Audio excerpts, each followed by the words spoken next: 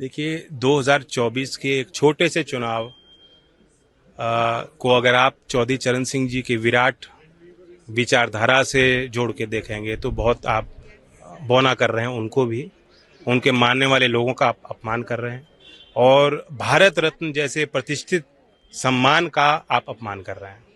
अ, बाहर में कांग्रेस के कई नेताओं ने कहा कि अगर जिस तरह से चौधरी आपको जिस तरह से बोल रहे हैं तो जैसे एक डील हो गई हो आरएलडी और बीजेपी के बीच डील के तहत ये भारत रत्न दिया गया हो। भारत रत्न की पूरी प्रक्रिया एक पवित्र प्रक्रिया है।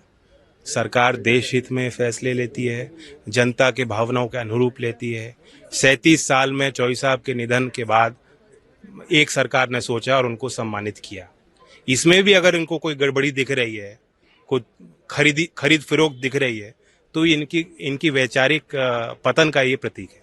पहले समाजवादी पार्टी के साथ समाजवादी पार्टी ने 7 सीटों का एक घोषणा किया था कि एक डील हो गई है, बाद में है कि बीजेपी देखिए, के साथ ये मैं उस पर कुछ नहीं कहूँगा। बातें अंदरूनी होती हैं, एक दूसरे के विश्वास पे होती हैं। मैंने और अखिलेश जी ने बैठ के जो बातचीत की, अब मैं बाहर उसकी आलोचना नहीं करूँगा कि क्या कारण रहे।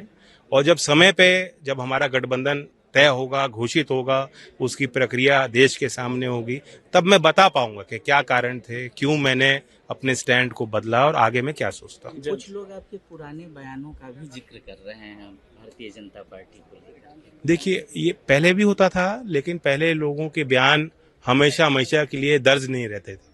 अब इंटरनेट का जमाना है। अब मेरे 20 साल पुराने भी बयान देख लीजिए, जब मैं बीजेपी के साथ लड़ा था और मथुरा से सांसद बना था। हो सकता है उसमें भी कोई ऐसी बात निकल आए। तो एक एक्सपायरी डेट होती है। चुनाव तक वो बात चुनाव के अभियान में कही गई। अमित शाह जी ने एक अच्छी बात मेरे लिए कही थी, उस संदर्भ में लोगों को अपने साथ जोड़े रखने के लिए मैंने बात कही थी।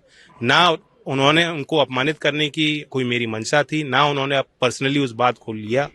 वरना आज क्या भारत रत्न चौधरी साहब को मिलता या आप इस तरह की अटकलें लगाते कि मैं एनडीए में शामिल हो सकता हूँ।